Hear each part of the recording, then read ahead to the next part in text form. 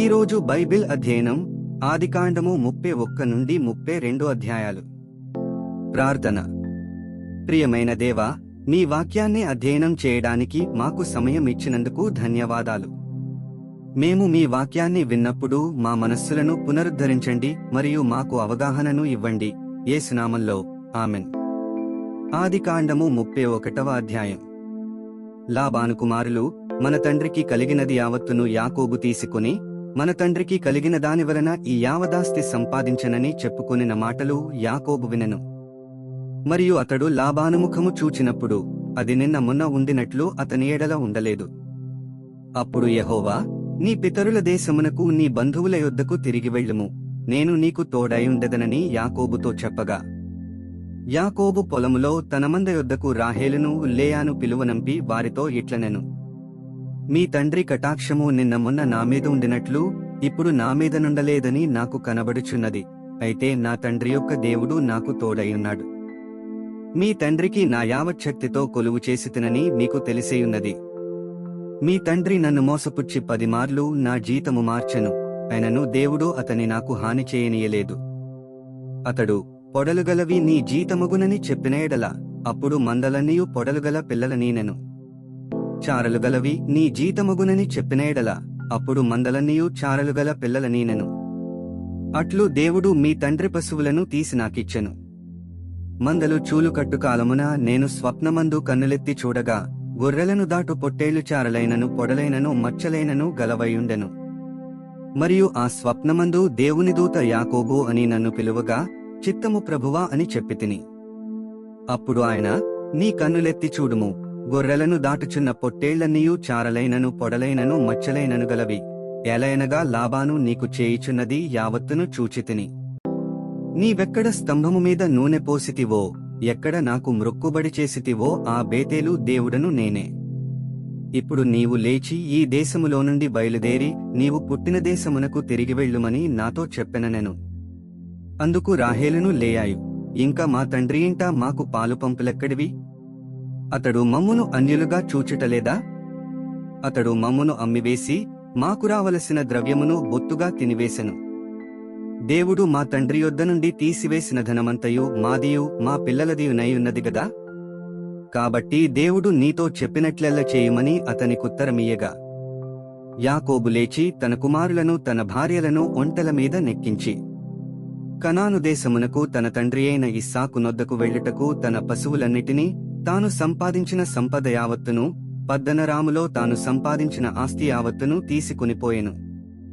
లాబాను తన గొర్రెల బొచ్చు కత్తిరించుటకు వెళ్ళియుండగా రాహేలు తన తండ్రి ఇంటనున్న గృహదేవతలను దొంగిలెను. యాకోబు తాను పారిపోవుచున్నానని సిరియావాడైన లాబానుకు తెలియచేయకపోవుట వలన అతని మోసపుచ్చినవాడాయెను. అతడు తనకు కలిగినదంతయు తీసుకుని పారిపోయెను. అతడు లేచి నది దాటి గిలాదను కొండతట్టు అభిముఖుడై వెళ్ళెను. యాకోబు పారిపోయెనని 3వ దినమున లాబానుకు తెలుపబడెను. అతడు తన బంధువులను వెంటబెట్టుకుని 7 దినముల ప్రయాణమంత దూరము అతని తరుముకొనపోయి గిలాదు కొండమీద అతని కలిసికొనెను. ఆ రాత్రి స్వప్నమందు దేవుడు సిరియావాడైన లాబాను నొద్దకు వచ్చి, నీవు యాకోబుతో మంచిగాని చెడ్డగాని పలుకకుము, జాగ్రత్త సుమి అని అతనితో చెప్పెను. లాబాను యాకోబును కలిసికొనెను. యాకోబు తన గుడారము ఆ కొండమీద వేసుకునియుండెను. లాబానును తన బంధువులతో గిలాదు కొండమీద గుడారము వేసుకొనెను. అప్పుడు లాబాను యాకోబుతో, నీవేమి చేసితివి? నన్ను మోసపుచ్చి కత్తితో చెరపట్టబడిన వారిని వలె నా కుమార్తెలను కొనిపోవనేలా? నీవు నాకు చెప్పక రహస్యముగా పారిపోయి నన్ను మోసపుచ్చితివేలా? సంభ్రమముతోనూ పాటలతోనూ మద్దెలతోనూ సితారాలతోనూ నిన్ను సాగనంపుదునే. అయితే నీవు నా కుమారులను నా కుమార్తెలను నన్ను ముద్దు పెట్టుకుననీయక పిచ్చిపట్టి ఇట్లు చేసితివి. మీకు హాని చేయుటకు నా చేతనవును. అయితే పోయిన రాత్రి మీ తండ్రి యొక్క దేవుడు, నీవు యాకోబుతో మంచిగాని చెడ్డగాని పలుకకుము, జాగ్రత్త సుమి అని నాతో చెప్పెను. నీ తండ్రి ఇంటి మీద బహువాంఛగలవాడవై వెళ్ళగోరిన ఎడల వెళ్ళుము, నా దేవతల నేల దొంగిలితివనగా. యాకోబు, నీవు బలవంతముగా నా యొద్ద నుండి నీ కుమార్తెలను తీసుకొందువేమో అనుకుని భయపడితిని. ఎవరి యొద్ద నీ దేవతలు కనబడునో వారు బ్రతకకూడదు. నీవు నా యొద్దనున్న వాటిని మన బంధువుల ఎదుట వెదకి నీ దానిని తీసుకునుమని లాబానుతో చెప్పెను. రాహేలు వాటిని దొంగిలెనని యాకోబునకు తెలియలేదు. లాబాను యాకోబు గుడారములోనికి, లేయా గుడారములోనికి, ఇద్దరి దాసీల గుడారములలోనికి వెళ్ళెనుగాని అతనికేమీ దొరకలేదు.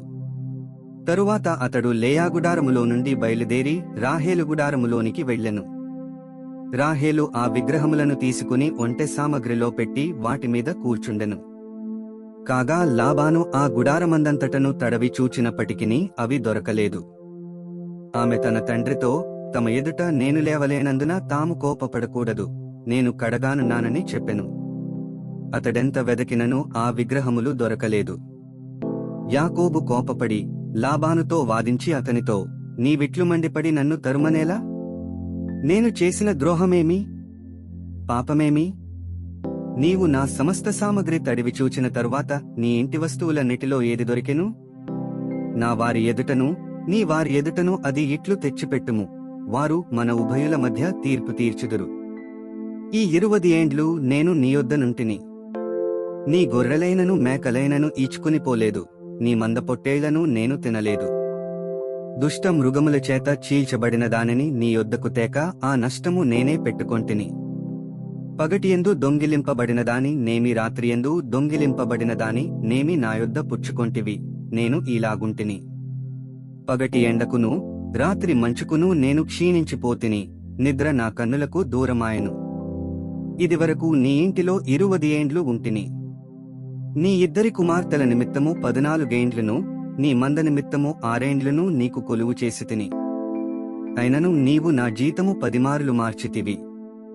నా తండ్రి దేవుడు, అబ్రాహాము దేవుడు, ఇస్సాకు భయపడిన దేవుడు నాకు తోడైయుండని ఎడల నిశ్చయముగా నీవు నన్ను వట్టి చేతులతోనే పంపివేసియుందువు. దేవుడు నా ప్రయాసమును నా చేతుల కష్టమును చూచి పోయిన రాత్రి నిన్ను గద్దించనని లాబానుతో చెప్పెను. అందుకు లాబాను, ఈ కుమార్తెలు నా కుమార్తెలు, ఈ కుమారులు నా కుమారులు, ఈ మంద నా మంద, నీకు కనబడుచున్నదంతయు నాది. ఈ నా కుమార్తెలనైనను వీరు కనెన కుమారులనైనను నేనేమి చేయగలను? కావున నేనును నీవును నిబంధన చేసుకొందము రమ్ము, అది నాకును నీకును మధ్యసాక్షిగా ఉండునని యాకోబుతో ఉత్తరమియ్యగా, యాకోబు ఒక రాయి తీసుకుని దానిని స్తంభముగా నిలువబెట్టెను. మరియు యాకోబు రాళ్లు కూర్చుడని తన బంధువులతో చెప్పెను. వారు రాళ్లు తెచ్చి కుప్పవేసిరి. అక్కడ వారు ఆ కుప్ప యొద్ద భోజనము చేసిరి. లాబాను దానికి యగర్ శాహదూత అను పేరు పెట్టెను. అయితే యాకోబు దానికి గలేదు అను పేరు పెట్టెను.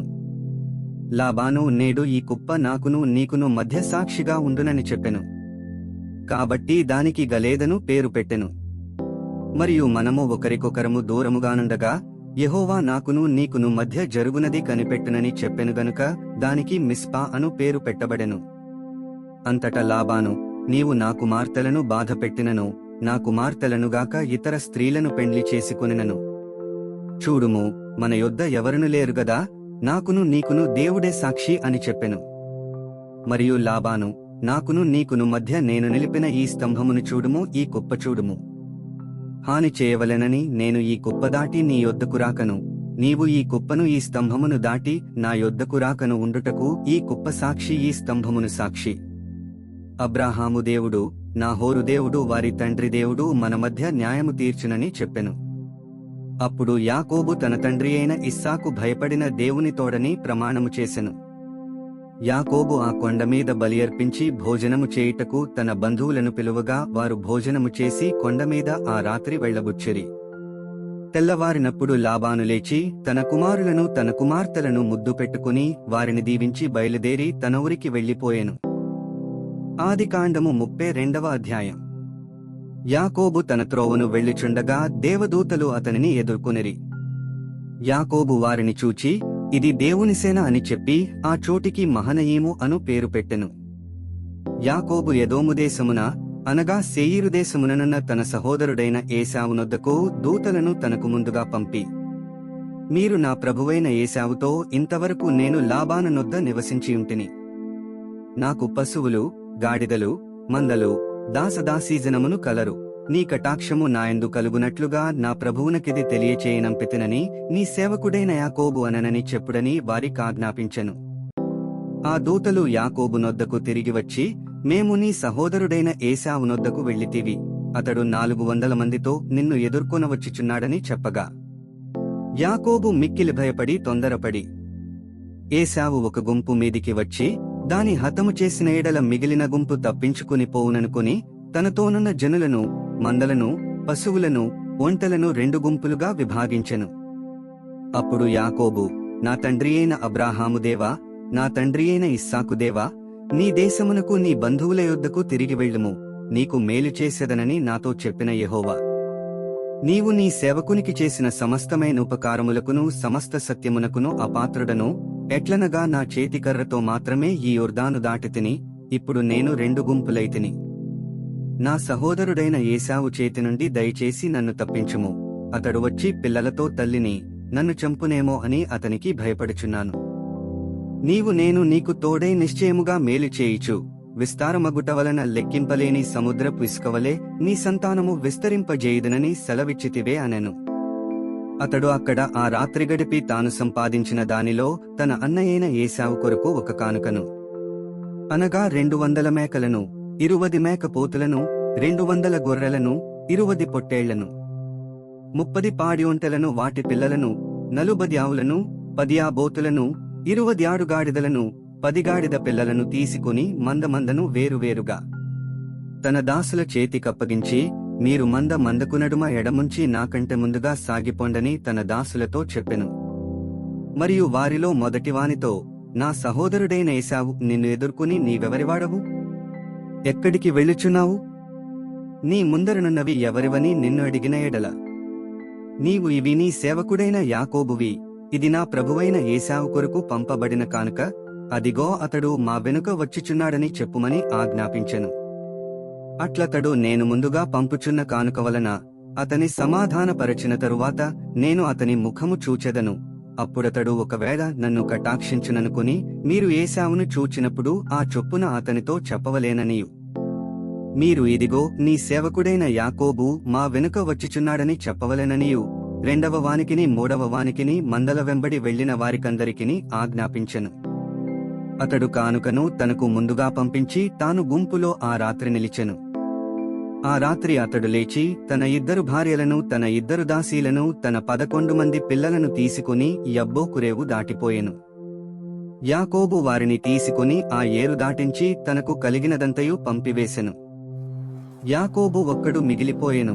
ఒక నరుడు తెల్లవారు వరకు అతనితో పెనుగులాడెను. తాను అతని గెలువకుండుట చూచి తొడగూటి మీద అతనిని కొట్టెను. అప్పుడతడు ఆయనతో పెనుగులాడుట వలన యాకోబు తొడగూడు వసిలెను. ఆయన, తెల్లవారుచున్నది గనుక నన్ను పోనిమ్మనగా అతడు, నీవు నన్ను ఆశీర్వదించితేనేగాని నిన్ను పోనీయననెను. ఆయన, నీ పేరేమని ఎడుగగా అతడు యాకోబు అని చెప్పెను. అప్పుడు ఆయన, నీవు దేవునితోనూ మనుష్యులతోనూ పోరాడి గెలిచితివి గనుక ఇక మీదట నీ పేరు ఇశ్రాయేలేగాని యాకోబు అనబడదని చెప్పెను. అప్పుడు యాకోబు, నీ పేరు దయచేసి తెలుపుమనెను. అందుకాయన, నీవు ఇందునిమిత్తము నా పేరు అడిగితివని చెప్పి అక్కడ అతనినాశీర్వదించెను. యాకోబు, నేను ముఖాముఖిగా దేవుని చూచితిని, అయినను నా ప్రాణముదక్కినదని ఆ స్థలమునకు పెనూయేలు అను పేరు పెట్టెను. అతడు పెనూయేలు నుండి సాగిపోయినప్పుడు సూర్యోదయమాయెను. అప్పుడతడు తొడకుంటుచు నడిచెను.